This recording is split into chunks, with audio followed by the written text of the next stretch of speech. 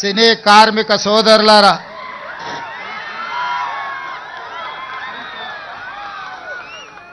ఇరవై 24 సినీ కార్మిక సంఘాలు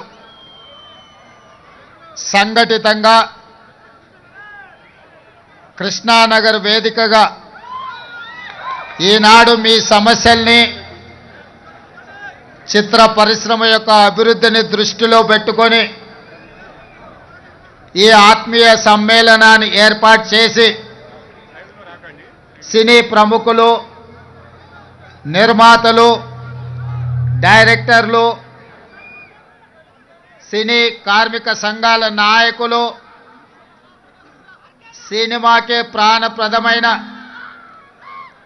సినిమాకి సజీవ ప్రాణం పోస్తున్న వేలాది మంది కార్మికులు ఈనాడు వర్షంతోనే విజయం సాధించారు. మీ పట్టుదలను పరీక్షించడానికి,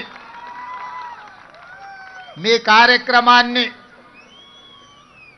వీక్షించడానికి వర్ణ దేవుడు ప్రయత్నం చేసినా వర్ణ దేవుడి ముందు మీరు నిటారుగా నిలబడి ఈనాడు ఈ కార్యక్రమాన్ని నిర్వహించి ఈ కార్యక్రమాన్ని విజయవంతం చేసినందుకు కార్మిక సోదరులందరికీ మనస్ఫూర్తిగా అభినందనలు, కృతజ్ఞతలు తెలియజేస్తున్న మిత్రులారా,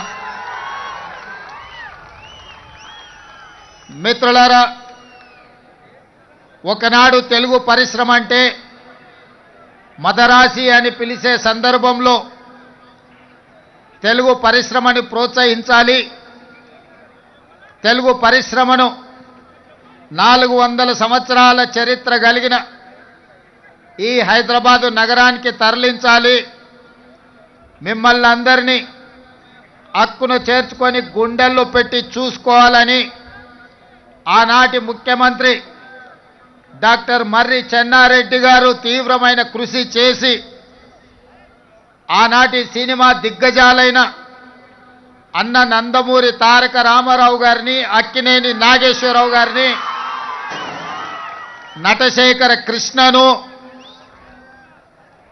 దర్శకేంద్రుడైన రాఘవేంద్రరావు గారిని, దాసరి నారాయణరావు గారిని, కార్మికులకు కన్న తండ్రిగా మీ సమస్యల్ని పరిష్కరించే దాసరి నారాయణరావు గారిని లాంటి వాళ్ళని అందరినీ ఆనాడు ప్రభుత్వం సంప్రదించి హైదరాబాదు నగరానికి తరలి రావడానికి వారు ప్రయత్నం చేశారు.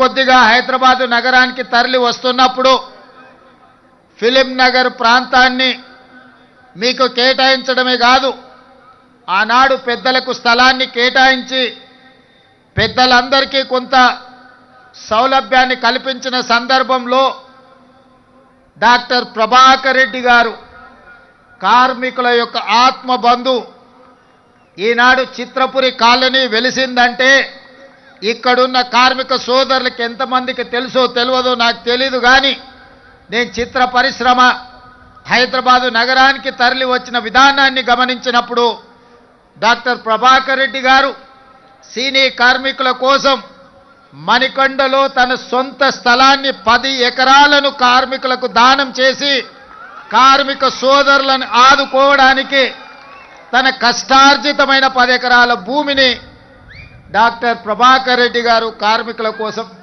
ఇవ్వడం జరిగింది. ఆ తర్వాత అంజయ్య గారు, అదేవిధంగా కోట్ల విజయభాస్కర్ రెడ్డి గారు చిత్రపురి కాలనీ కోసం 67 ఎకరాల స్థలాన్ని కేటాయించి సినీ కార్మికుల కోసం చిత్రపురి కాలనీని నిర్మించి ఈనాడు చిత్రపురి కాలనీకి ప్రపంచ స్థాయిలో గుర్తింపు రావడానికి ఆనాడు ఈ పెద్దలందరూ కృషి చేసినారు. ఇదే కాదు, ఈనాడు ప్రపంచ స్థాయి సినిమాలను నిర్మిస్తున్న ఈనాడు వేదికలైన రామనాయుడు స్టూడియో కావచ్చు, పద్మాలయ స్టూడియో కావచ్చు, అన్నపూర్ణ స్టూడియో కావచ్చు, ఇలా ఈ స్టూడియోలకు కూడా చిత్ర పరిశ్రమను ప్రోత్సహించాలన్న ఆలోచనతోటి ఆనాడు అత్యంత చౌకగా ఆనాటి ప్రభుత్వం సినీ పరిశ్రమ పెద్దలకు స్టూడియోల కోసం స్థలాలను కేటాయించడం జరిగింది. ఆ విధంగా ప్రారంభమైన తెలుగు చిత్ర పరిశ్రమ ప్రోత్సహించాలన్న ఆలోచనతోటి 1964లో ఆనాటి ప్రభుత్వం కాంగ్రెస్ ప్రభుత్వం కార్మికులను గుర్తించాలి, సినీ పరిశ్రమలో ఉండే పెద్దల్ని గుర్తించాలి అని 1964లో నంది అవార్డు ప్రదానోత్సవ కార్యక్రమాన్ని ఏర్పాటు చేసి నేటికి 60 సంవత్సరాలు పూర్తి చేసుకున్నాం. మీ టాలెంట్ను, మీ శ్రమను మీరు మర్చిపోవాలంటే కళాకారులు నగదు బహుమతులకి సంతోషపడరు. కళాకారులు మీరు కొట్టే చప్పట్లకు, మీకు కప్పే దుప్పట్లకు సంతోషపడతారు. ఎంత సంపాదించినమని కాదు, ప్రేక్షకులు మీ యొక్క ప్రయత్నాన్ని చూసి ప్రేక్షకులు కొట్టే చప్పట్లను, సన్మానం చేసే వాళ్ళు కప్పే దుప్పట్లను చూసి సినీ కార్మికులు సంతోషపడి వాళ్ళ కష్టాన్ని మర్చిపోయి రాత్రింబగళ్ళు హీరోలు కానీ, పెద్ద డైరెక్టర్లు కానీ, ప్రముఖ నటులు షూటింగ్ స్థలానికి నిదానంగా వచ్చినా, ఒకవేళ ఉదయం 9 గంటలకు వాళ్ళకి షూటింగ్ ఉంటే 5 గంటలకే ఇంట్లో లేచి కన్న పిల్లల్ని కూడా వదిలేసి షూటింగ్ లొకేషన్కి బయలుదేరే కార్మికులు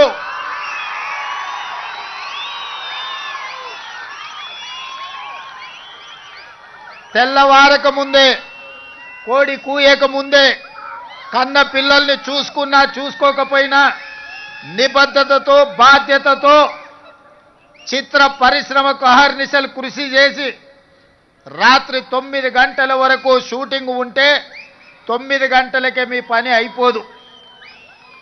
గొప్ప కళాకారులు 9 గంటలకు షూటింగ్ ముగించుకొని వెళ్తే అన్ని సర్దుకొని మళ్ళీ ఇంటికి చేరే వరకు రాత్రి 12, 1 గంట అవుతుంది.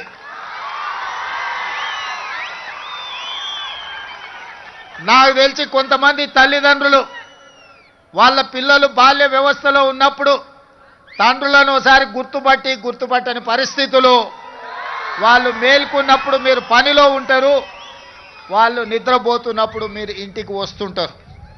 మీ శ్రమ, మీ కష్టం నాకు తెలుసు. మీరు పడుతున్న ఇబ్బందులు.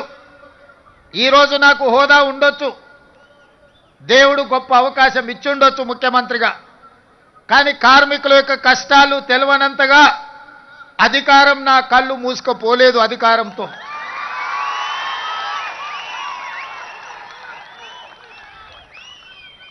కార్మికులు, కవులు, కళాకారులను సన్మానించే నంది అవార్డు కార్యక్రమం తెలంగాణ రాష్ట్రం వచ్చిన తర్వాత కాలగర్భంలో కలిసిపోయింది 10 సంవత్సరాలు. మళ్ళీ రెండవ తెలంగాణ రాష్ట్ర ముఖ్యమంత్రిగా నేను బాధ్యతలు చేపట్టిన తర్వాత మీతో ఒక సత్సంబంధాలు ఏర్పరచుకోవాలి, మీ సమస్యల్ని తెలుసుకోవాలని మిత్రుడు నిర్మాత దిల్ రాజు గారిని ఫిలిం డెవలప్మెంట్ కార్పొరేషన్ చైర్మన్గా, తను కూడా గ్రామీణ ప్రాంతం నుంచి కష్టపడి పైకి వచ్చినవాడు, కార్మికుల కష్టాలు తెలుసుకొని రాష్ట్ర ప్రభుత్వానికి వారధిగా ప్రయత్నం చేస్తాడు, వారధిగా ఉంటాడు అని వారిని నియమించడం జరిగింది.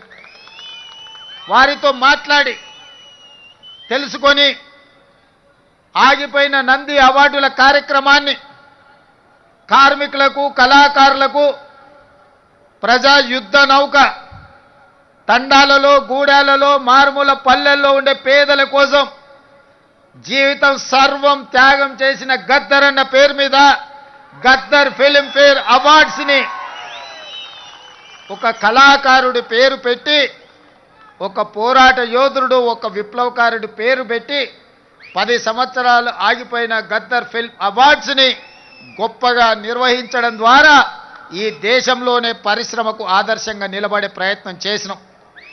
మిత్రులారా, ఆనాడు మీ శ్రమతో నంది అవార్డులు సాధించడమే గొప్ప అనుకున్నాం. కానీ మీ శ్రమ వల్ల హైదరాబాదు నగరంలో విస్తరించిన తెలుగు సినీ పరిశ్రమ నంది అవార్డులు కాదు, ప్రపంచంలోనే గొప్ప అవార్డైన ఆస్కార్ అవార్డులకి ఈరోజు గుర్తింపు పొందింది అంటే ఆ శ్రమలో డైరెక్టర్లు నటులే కాదు, దాని వెనుక నిరంతర శ్రమ ఉన్న ఈ కార్మికుల యొక్క శ్రమ ఉన్నది. మీ రక్తాన్ని చెమటగా మార్చి దారబోసి షూటింగ్లో ఫైటర్స్ ప్రాణాలు వదులుకుంటే ఈనాడు ఆస్కార్ అవార్డులు రావడం జరిగింది. ఈనాడు తెర మీద మీరు కనిపించరు. 2.5 గంటలు తెర మీద కనిపించే రంగుల రాట్నం, దాని వెనకాల ఉన్న మీ కన్నీటి చరిత్ర ఉన్నది. ఆ విజయం వెనకాల కార్మికుల యొక్క శ్రమ ఉన్నది. ఈనాడు మహిళా కార్మికులు కూడా తమ జీవితాన్ని సర్వాన్ని త్యాగం చేసి ఈనాడు సినీ పరిశ్రమను నిలబెట్టడానికి ప్రయత్నాలు చేస్తున్నారు. అందుకే మిత్రులారా, మీ కష్టాన్ని తెలుసుకోవాలి, మీకు ఈ ప్రభుత్వం అండగా నిలబడాలి, మిమ్మల్ని వీలైనంత మేరకు ఆదుకోవాలి. తద్వారా తెలుగు పరిశ్రమ ఈనాడు టాలీవుడ్గా కాదు, హాలీవుడ్ నుంచి కూడా ఇక్కడికి వచ్చి షూటింగ్లు జరగాలి. ఈ హైదరాబాద్ నగరం ప్రపంచ సినీ పరిశ్రమకు ఒక వేదిక కావాలన్నదే నా ఆలోచన. అందుకే ఆనాడు నేను చెప్పిన, మీరు వచ్చినప్పుడు సినీ పరిశ్రమను చిన్న చూపు చూసే సమస్యనే లేదు. ఈనాడు ప్రతివాడు నేను ఐటీ ప్రొఫెషనల్లను, హైదరాబాద్ నగరానికి ఐటీ అడ్డాను,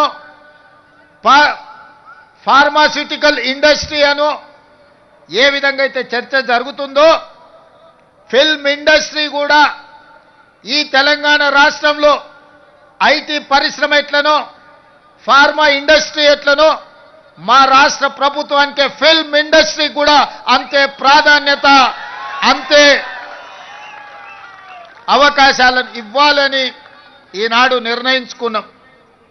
మనము తెలంగాణ రాష్ట్ర ప్రభుత్వం తెలంగాణ రైజింగ్ 2047 అని ఒక విజన్ డాక్యుమెంట్ని ఈనాడు మనం తయారు చేస్తున్నాం. రాబోయే 100 సంవత్సరాలకి మన రాష్ట్రం ఏ విధంగా ఉండాలి, ప్రపంచ దేశాలతో ఏ విధంగా పోటీ పడాలి. ఈనాడు అప్పుడప్పుడు వాళ్ళు వీళ్ళు మాట్లాడుతుంటారు, మాకు బెంగళూరు, ముంబై, ఢిల్లీ పోటీ, లేకపోతే ఆంధ్రప్రదేశ్లో నిర్మించే అమరావతితో పోటీ అని. మిత్రులారా, మీరందరూ అండగా నిలబడండి. హాలీవుడ్ని ఇక్కడికి తెచ్చే బాధ్యత నాది. న్యూయార్క్, టోక్యో, సింగపూర్, దుబాయ్లతో పోటీ పడే విధంగా మన సినీ పరిశ్రమ మిత్రులు విదేశాలలో షూటింగులు కాదు, అద్భుతమైన రామోజీ ఫిలిం సిటీలో హైదరాబాద్ నగరంలో ఇక్కడ షూటింగులు చేసుకునే విధంగా ఇంకా స్టూడియోలను, కార్మికులను ప్రోత్సహించే బాధ్యత తెలంగాణ రాష్ట్ర ప్రభుత్వం తీసుకుంటుంది.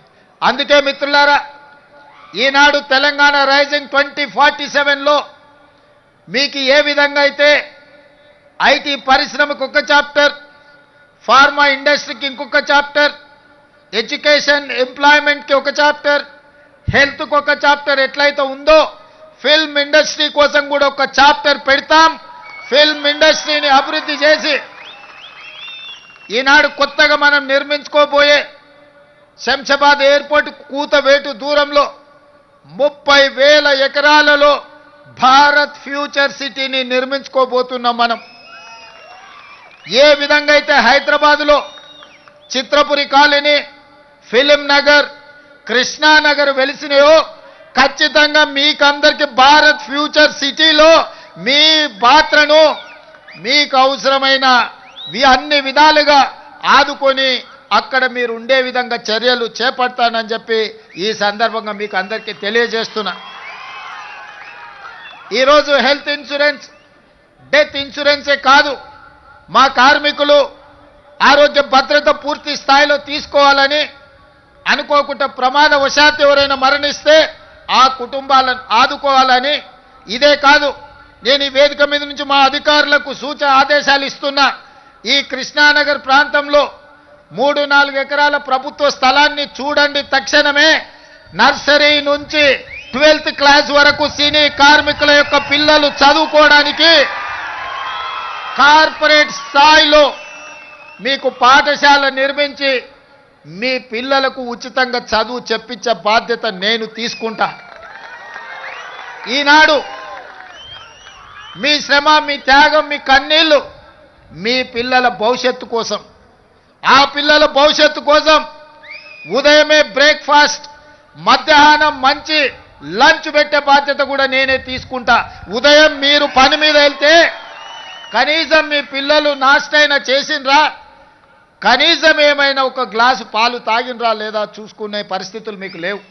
అందుకే నాణ్యమైన బ్రేక్ఫాస్ట్ ఇవ్వడమే కాదు, ప్రతిరోజు వాళ్లకు పాలు ఇచ్చి, ప్రతిరోజు వాళ్ళకు బ్రేక్ఫాస్ట్ పెట్టి, ప్రతిరోజు మధ్యాహ్న భోజనం కూడా పిల్లలకు పెట్టి మంచి చదువులను అందించే బాధ్యత నేను తీసుకుంటా, రాష్ట్ర ప్రభుత్వం తీసుకుంటుంది. మీ పిల్లల చదువుల బాధ్యత నాది. అదేవిధంగా ఈనాడు రాజీవ్ ఆరోగ్యశ్రీ రాత్రి పగళ్ళు కష్టపడడం వల్ల, సమయానికి తిండి లేకపోవడం వల్ల, సమయానికి నిద్ర రాకపోవడం వల్ల నడి వయసులోనే ముసలితనంలో వచ్చే సమస్యలు, ఆరోగ్య సమస్యలు మీ కార్మికులకు వస్తున్నాయి. అందుకే రాజీవ్ ఆరోగ్యశ్రీతో పాటు మీ ఆరోగ్య సమస్యల్ని ఉచితంగా వైద్యాన్ని అందించే బాధ్యత రాష్ట్ర ప్రభుత్వం తీసుకుంటుందని చెప్పి ఈ సందర్భంగా కార్మిక సోదరులకు నేను తెలియజేస్తున్నా.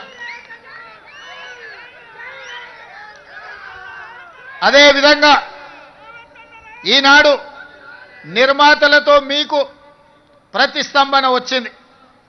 ఆనాడు రాష్ట్రానికి చెడ్డ పేరు రావద్దు, 18 రోజులు మీరు ధర్నాలు, దీక్షలు, నిరసన కార్యక్రమాలు చేపట్టిన. నేనాడు నిర్మాతల మండలిని కూడా పిలిచి చెప్పిన, ఆ కార్మికులు కష్టపడితేనే మీరు నిర్మాతలుగా నిలదొక్కుంటారు. దర్శకులకు చెప్పిన, మీరు రాణించాలి అంటే వాళ్ళ టాలెంట్ కూడా పెరగాలి, వాళ్ళని మీరు కుటుంబ సభ్యులుగా చూసుకున్నప్పుడే మీరు రాణించగలుగుతారని దర్శక నిర్మాతలకు నేను చెప్పడం జరిగింది. ఆ తర్వాత మిమ్మల్ని పిలిచాను, కూర్చున్నాను, మాట్లాడినాను, మిమ్మల్ని అర్థం చేసుకోవడానికి, మీ సమస్యల సహేతుకతను అంచనా వేయడానికి ప్రయత్నం చేసిన. అందుకే ఈనాడు మీతో కలిసి ఆ రోజే చెప్పిన, నేను నా ఇంటికి మీరు రావడం కాదు, మీ ఊరైన కృష్ణానగర్కి నేనే వస్తా. ఎక్కడెక్కడి సుదూర ప్రాంతాల నుంచి వచ్చే వాళ్లకు ఒక అమ్మలాగా ఈ కృష్ణానగర్ ప్రాంతం మిమ్మల్ని హక్కున చేర్చుకుంటుంది. ఇక్కడ నుంచి ఎదిగినోళ్ళు ఎంతోమంది ఉన్నారు, ఇక్కడ ఆరోగ్యం దెబ్బతిని ప్రాణాలు కోల్పోయిన వాళ్ళు ఈ కృష్ణానగర్కు ఉన్నది. ప్రతి ఒక్కరికి ఒక కన్నీటి చరిత్ర ఉన్నది. అందుకే ఈ కష్టాలను వీలైనంత మేరకు 100కి 100% తీరుస్తానని నేను చెప్పను. ఎందుకంటే నేనేం దేవుడిని కాదు, మానవుడినే. తప్పకుండా ప్రభుత్వం చేయగలిగిన పనులు తప్పకుండా చేసే బాధ్యత నేను తీసుకుంటా. అదేవిధంగా వేదిక మీద ఉన్న మిత్రులకు, మీ సంఘ నాయకులకు సూచన చేస్తున్నా, కార్మికుల కోసం ఒక వెల్ఫేర్ ఫండ్, ఒక వెల్ఫేర్ కోసం ఒక వ్యవస్థను ఏర్పాటు చేసుకోండి. దానికి రాష్ట్ర ప్రభుత్వం నుంచి అప్ ఫ్రంట్గా 10 కోట్ల రూపాయలు ఆ వెల్ఫేర్ ఫండ్ కింద నేను డిపాజిట్ చేస్తా. కష్టాలలో ఉండి కష్టాలలో మరణించే కార్మికులను ఆదుకోవడానికి ఆ నిధిని ఉపయోగించండి. ఇదే కాదు, ఈనాడు మీ శ్రమతో ఏర్పడే పెద్ద పెద్ద సినిమా నిర్మాతలు, హీరోలు వాళ్ళ సినిమాల టికెట్ల ధరలు పెంచడానికి నా దగ్గరకు వస్తుంటారు.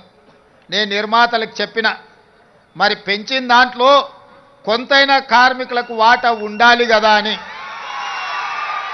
రాష్ట్ర ప్రభుత్వం సినిమా టికెట్ల ధరలు పెంచితే హీరోలకు ఆదాయం వస్తుంది, నిర్మాతలకు ఆదాయం వస్తుంది, కార్మికులకు మాత్రం ఒక్క రూపాయి కూడా అదనంగా రావడం లేదు. అందుకే ఈ వేదిక మీద నుంచి మీకు మాట ఇస్తున్నా, ఆ ఆదాయంలో 20% కార్మికులకు ఇస్తేనే రాష్ట్ర ప్రభుత్వం జీవో ఇస్తుంది. మీ శ్రమతో సంపాదించే ప్రతి రూపాయిలో మీకు వాటా ఉండాలి, మీకు భాగస్వామ్యం ఉండాలి. ఈ వేదిక మీద నుంచి మా అధికారులకు నేను ఆదేశాలు ఇస్తున్నా, రేపటి భవిష్యత్తులో ఎంత పెద్ద నిర్మాత అయినా, ఎంత ఇన్ఫ్లుయెన్షియల్ పర్సన్ అయినా, రాష్ట్ర ప్రభుత్వం అదనంగా టికెట్ల ధరలు పెంచితే వచ్చే ఆదాయంలో 20% నా కార్మిక సోదరుల కుటుంబాలకు వెల్ఫేర్ ఫండ్ కింద వాళ్ళకు ఆ నగదు బదిలీ జరిగితేనే, ఆ ఒప్పందం ప్రకారమే మా రాష్ట్ర ప్రభుత్వం జీవో ఇస్తుంది, ఈ నిబంధనలు నేను సవరిస్తానని చెప్పి ఈ సందర్భంగా కార్మిక సోదరులకు నేను మాట ఇస్తున్నా.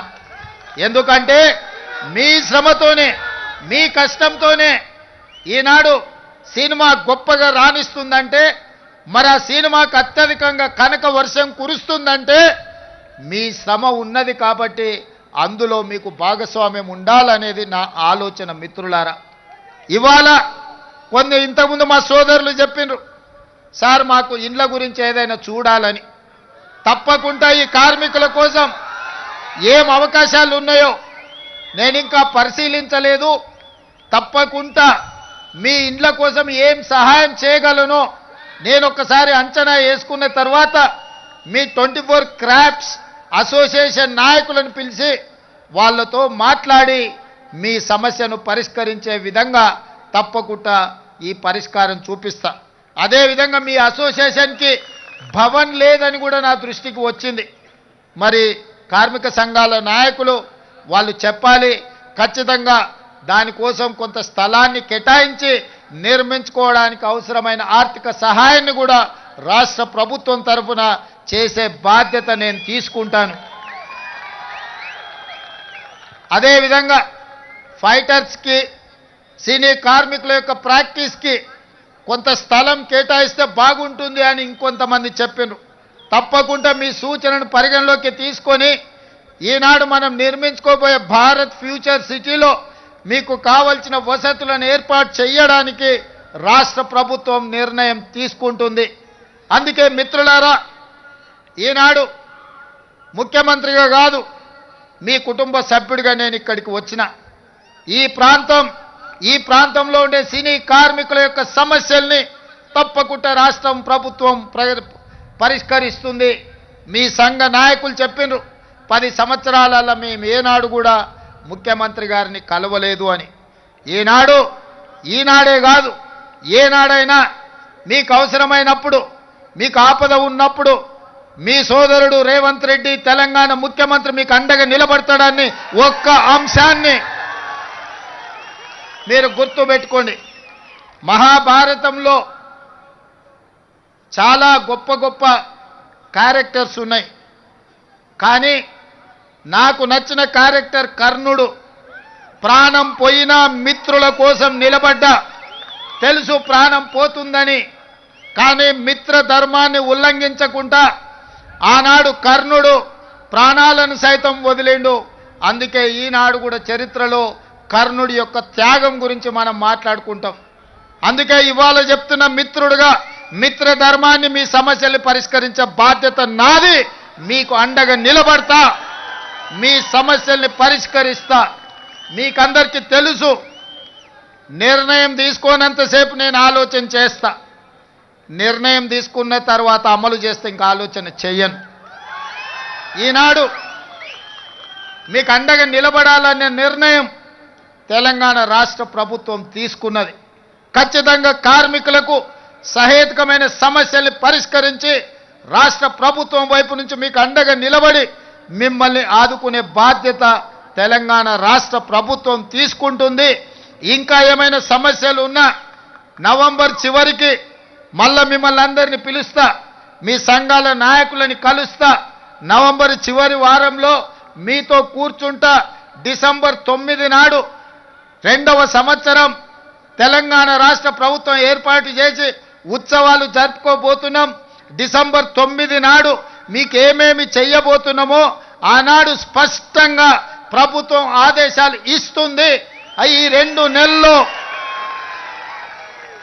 మీ పిల్లల చదువుల కోసం స్కూల్ కానీ, నిధులు కానీ, మీ కార్యాలయం కోసం స్థల కేటాయింపు కానీ, మీ వెల్ఫేర్ ఫండ్ కోసం నిధులు కానీ, దీనికి సంబంధించి ప్రతి విషయంలో నిర్దిష్టమైన ప్రణాళికతోని తెలంగాణ రాష్ట్ర ప్రభుత్వం ముందుకు వస్తుంది.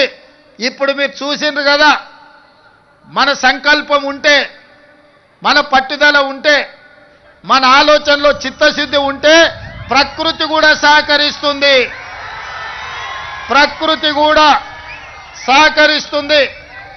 ఇప్పటి వరకు ఉరుములు ఉరిమి వర్షం కురిసినా ఈనాడు మీరు, మేము, మనము మాట్లాడుకునే సందర్భంలో వర్ణ దేవుడు కూడా మనకు సహకరించి ఒక ప్రశాంతమైన వాతావరణాన్ని కల్పించి కార్మికుల యొక్క కష్టాలను పరిష్కరించడానికి తెలంగాణ రాష్ట్ర ప్రభుత్వం వస్తే వరుణ దేవుడే సహకరించిండు. ఇంతకంటే గొప్ప సన్నివేశం ఏ సినిమాలో అయినా ఉంటుందా? అందుకే మిత్రులారా, ఇవాళ మీ అందరి పక్షాన మీకు అండగా నిలబడడానికి ఇక్కడికి వచ్చిన. ఇక్కడి నుంచి మీ సమస్యల్ని పరిష్కరించే బాధ్యత నాది. మీ సంఘాల నాయకులతో పాటు ఈ కార్యక్రమాన్ని ఏర్పాటు చేసి ఈ వేదిక మీద ఉన్న పెద్దలకు, ముఖ్యంగా సాయంత్రం పిల్లలు స్కూల్ నుంచి వచ్చి పిల్లలకు సాయంత్రం వండి పెట్టాలన్న కార్యక్రమాన్ని కూడా మా అక్కలు, మా సోదరిమణులు, ఇంకొంతమంది ఈటీవీ, మా టీవీ సీరియళ్లను కూడా పక్కన పెట్టి ఈరోజు ఇక్కడికి వచ్చి ఈ కార్యక్రమంలో పాల్గొన్నందుకు మనస్ఫూర్తిగా మీ అందరికీ ధన్యవాదాలు, కృతజ్ఞత తెలియజేస్తూ మళ్ళొక్కసారి మీకు మాట ఇస్తున్నా, మీ సమస్యల్ని పరిష్కరించే బాధ్యత నాది. మిమ్మల్ని ఆదుకొని మొత్తం దేశ సినీ పరిశ్రమలకే, అది బాలీవుడ్ కావచ్చు, కోలీవుడ్ కావచ్చు, లేకపోతే తమిళనాడులో ఉండే ఫిల్మ్ ఇండస్ట్రీ కావచ్చు, ఏదైనా తెలుగు ఫిల్మ్ ఇండస్ట్రీ నుంచే నేర్చుకోవాలి. అందరికీ ఆదర్శంగా నిలబడే విధంగా మీ సమస్యల్ని పరిష్కరించే బాధ్యత నేను తీసుకుంటున్నాను తెలియజేస్తూ మీ అందరి దగ్గర సెలవు తీసుకుంటున్న. ధన్యవాదాలు మిత్రులారా.